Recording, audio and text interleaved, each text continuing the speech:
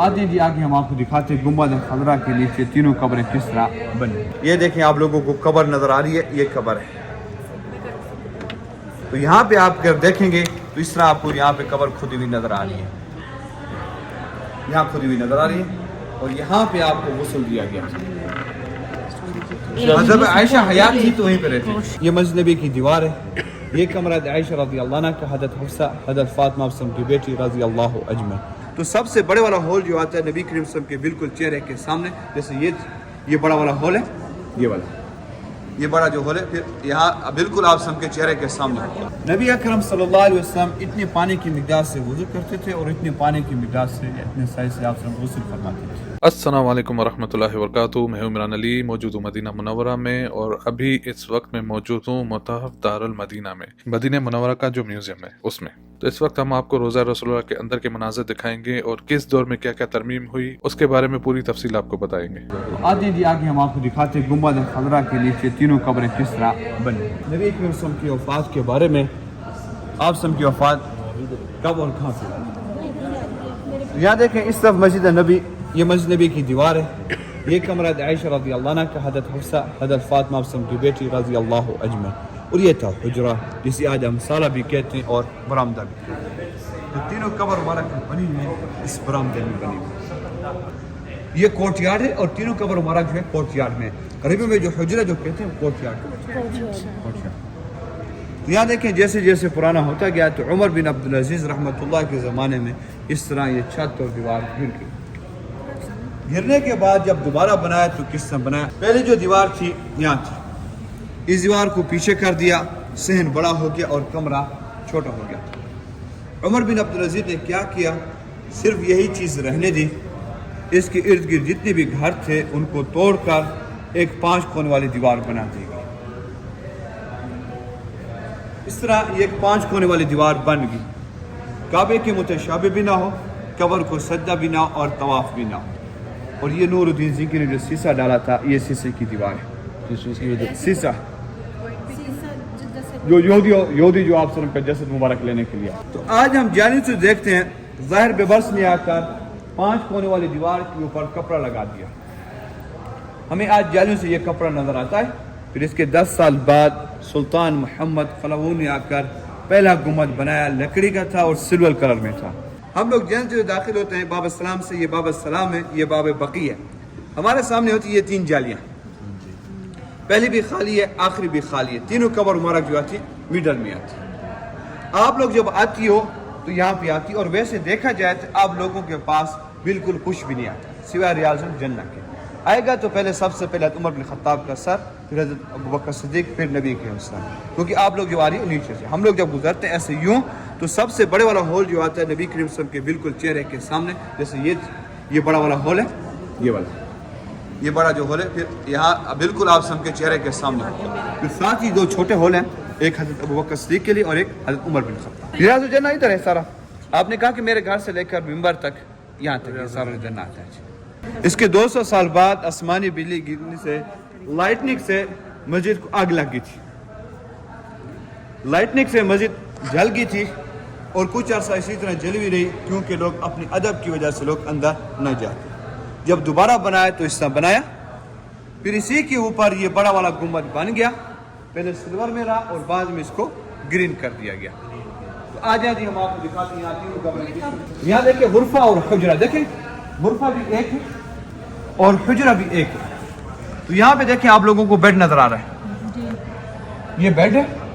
इस बेड पे आप सब इंतकाल करके इस बेड को हटाया तो यहाँ पे आप सब कब्र मुबारक खोदी गई थी। अबू तलहा ने आप सब कब्र मुबारक खोदी। हजरत अली, हजरत अब्बास, फजल, उसामा, शुक्रान ने नबी के वसल्लम को गुस्ल दिया और गुस्ल देते वक्त आपके जिस्म से कोई कपड़ा नहीं उतारा और कपड़ों के ऊपर ही गुस्ल दिया गया था।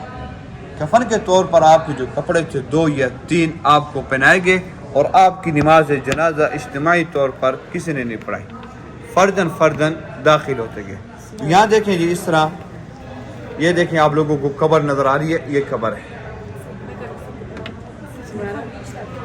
तो यहाँ पे आप अगर देखेंगे तो इस तरह आपको यहाँ पे कब्र खुदी हुई नजर आ रही है, यहाँ खुदी हुई नजर आ रही है। और यहाँ पे आपको गुस्ल दिया गया। ये جس میں بیری کے پتے اور بیر الغوث کا فن.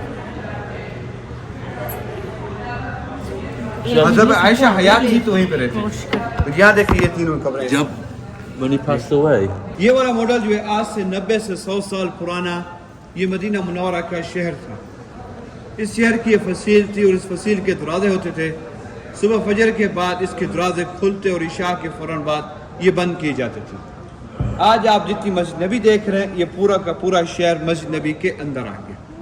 یہ فوجی قلعہ تھا جس میں اسلحہ بارود وغیرہ رکھتے تھے. یہ مناخہ بازار تھا. آپ سب کے زمانے سے لے کر آج تک کسی کی ملکیت میں نہیں ہے, وقف میں. آج آپ آ کے بیٹھ گئے, کل میں آپ کی جگہ پر بیٹھ گیا, کوئی کسی کو نہیں کہہ سکتا یہ میری جگہ ہے. یہ مسجد نبی کے پاس جو یہ مساجد ہیں اسے کہا جاتا ہے مصلیات العید. یہاں پہ نبی کریم صلی اللہ علیہ وسلم نے عیدین کی نمازیں پڑھائی ہیں. اس وقت جو بقی تھی شہر سے دور تھی اور 2 حصوں میں تھی. آج بالکل مسجد نبی کے قریب اور ایک حصے میں آتی ہے. آج سے 100 سال پہلے ریلوے لائن جو ترکیہ اور شام سے آتی تو یہاں کر ٹھہر جاتی. یہ فوجی چھاونی یہ مصری سفارہ تھا. یہ آج سے 100 سال پہلے اس طرح مدینہ منورہ کا شہر تھا. نبی اکرم صلی اللہ علیہ وسلم اتنے پانی کی مقدار سے وضو کرتے تھے اور اتنے پانی کی مقدار سے اتنے سائز سے آپ غسل فرماتے تھے. یہ دونوں برتن جو ہیں کاپی اور سائز اوریجنل سائز جو ہے اوریجنل. برتن وضو فرماتے اتنے پانی سے غسل, نہ برتن وہی نہیں, original size. سائز وہی ہے. تو آپ سب کے زمانے میں جو ناپ تول کے لیے برتن یوز ہوتے تھے اس لیے. اور 4 مد کا ایک سا بنتا ہے اور جب آپ رمضان میں فطرانہ نکالتے ہیں تو اس کی 4 بار کی. یہ جو ماڈل آپ دیکھ رہے ہیں یہاں پہ امت المومنین جو رسول اللہ صلی اللہ علیہ وسلم کی ازواج المطہرات تھیں ان کے حجرات ہیں اور نمبر وائز یہاں پہ تفصیل لکھی ہوئی ہے. آپ دیکھ سکتے ہیں سب سے پہلا جو ہے وہ یہاں پر ہے. پہلا جو ہے حضرت سیدہ سودہ بنت زمعہ رضی اللہ عنہ اور وہ یہ جو ہے, اور دوسرا جو ہے بی بی عائشہ بنت ابی بکر صدیق, اور تیسرا جو ہے ادھر حضرت حفصہ بنت عمر. اور اسی حساب سے آپ یہاں پہ نمبر دیکھ سکتے ہیں اور یہ سارے حجرات دیکھ سکتے ہیں جو امت المومنین کے تھے. نبی کریم صلی اللہ علیہ وسلم کے دور میں جو حجرات بنے ہوئے تھے وہ اسی طریقے سے, اور اس طرف جو ہے وہ حرام تھا اس طرف. یہ جو آپ ماڈل دیکھ رہے ہیں بقیع کا ہے, جنت البقیع کا, جو نبی کریم صلی اللہ علیہ وسلم کے دور کا تھا. یہ جو آپ ماڈل دیکھ رہے ہیں جنت البقیع کا ہے اور جنت البقیع کے مقام پر ان جگہوں کی نشاندہی کی گئی ہے جو اہل بیت کے ہیں. تو اہل بیت کے جہاں پہ ہیں وہ یہ یہاں پہ نشاندہی ہوئی ہے. یہ دیکھ سکتے ہیں, یہ دیکھ سکتے ہیں. یہ جو کالے پتھروں سے دی ہوئی ہے وہ اہل بیت کی ہے. ایک یہ رہا, یہ رہے اور یہ رہے. تو یہ جنت البقیع کا کچھ حصہ ہے. یہ پورا جنت البقیع تھا اس دور کا. تو غزوہ الحمراء الاسد یوم الاحد کے دن پہ ہوئی تھی, یعنی اتوار کے دن, اور یہ 7 عشرہ من شوال العام ثالث الہجری. یہ سارا یہاں پہ لکھا ہوا ہے اور یہ سارا اس کا ماڈل ہے کہ کس طریقے سے ہوئی تھی, کہاں پہ خیمے تھے, اور اس کی تفصیل جو ساری لکھی ہوئی ہے وہ یہ ساری لکھی ہے. اور یہ وہ مقام اور یہ جو جگہ تھی اور یہ وہ سارے. یہ جو آپ قرآن شریف آپ دیکھ رہے ہیں یہ حضرت عثمان بن عفان کے ہاتھوں سے لکھا ہوا ہے اور یہ اصل نہیں ہے, ان کی تصویریں ہیں. جو ورقات جو پہلے کے پیپر تھے وہ خراب ہو گئے تو ان کو اس طریقے سے سیٹ کر کے اس کی تصویر نکال کے یہاں پہ رکھا گیا ہے. تو یہاں پہ اس کی تفصیل لکھی ہوئی ہے کہ وہ مسجد نبوی میں اندر متحف القرآن یعنی پرانے قرآن شریف کا جو میوزیم وہاں پہ بنا ہوا ہے وہاں پہ رکھا ہے. یہاں پہ اس کی صورت یعنی فوٹو کاپی ہم جیسے کہتے ہیں یہ وہ ہے, وہ رکھی ہوئی ہے. تو یہ پرانے دور میں یہ جو زیورات ہیں یہ استعمال کیے جاتے تھے. اب ان کی تاریخ نہیں لکھی ہوئی ہے کہ ان کی کس تاریخ میں ہے یا کنہوں نے یوز کیا ہے. تو یہاں پہ صرف یہ لکھا ہوا ہے کہ پرانے دور میں قدیم فی المدینہ منورہ میں, یعنی جو مدینہ منورہ میں جو چیزیں یوز ہوتی تھیں, زیورات تو خاص طور پہ عورتیں استعمال کرتی تھیں, وہ یہ رہے. میوزیم میں آپ دیکھ رہے ہیں کافی سارے لوگ آئے ہوئے ہیں, ہر ایک کے لیے گائیڈ بھی رکھا گیا ہے جو سب کو گائیڈ کر رہے ہیں ان کی زبانوں میں. جن کو عربی آتی ہے وہ عربی میں ہے, جن کو اردو آتی ہے ان کے لیے اردو میں گائیڈ کرنے والا ہے, اور جن کو دوسری زبانیں آتی ہیں مختلف ان کے لیے لوگ موجود ہیں. یہ وہ ڈریسز ہیں یہاں پہ تفصیل لکھی ہوئی ہے جو تھوڑے یعنی شادی سے پہلے جو دلہن کو تیار کیا جاتا ہے, تو شادی سے شروع والے دنوں میں, پہلے والے دنوں میں یہ وہ ڈریسز ہیں. اور اس طرف جو رکھی ہیں کچھ شادی کے ڈریسز ہیں جو یہاں پہ دلہنیں پہنتی ہیں. اور آج کے دور میں بھی تقریباً اس طریقے کے یہ جو سفید آپ دیکھ رہے ہیں اس طریقے کے ہوتے ہیں, بس تھوڑی ڈیزائن وغیرہ چینج ہے. باقی یہ جو ہے اس دور کی دلہنوں کو پہناتے تھے اور اس طریقے سے دلہنیں تیار ہوتی تھیں.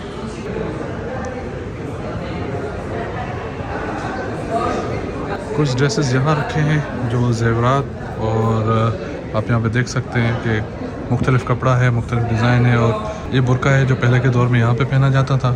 اس کے علاوہ یہ برقع ایک تو آف وائٹ تھا اور یہ کالا برقع ہے جو یہاں پہ پہنا جاتا ہے. دوسرا برقع پہننے کا یعنی پردہ کرنے کا طریقہ یہ آپ کے سامنے ہے. یہ چیز ہمارے ابھی تک چل رہی ہے، عورتیں پہنتی ہیں.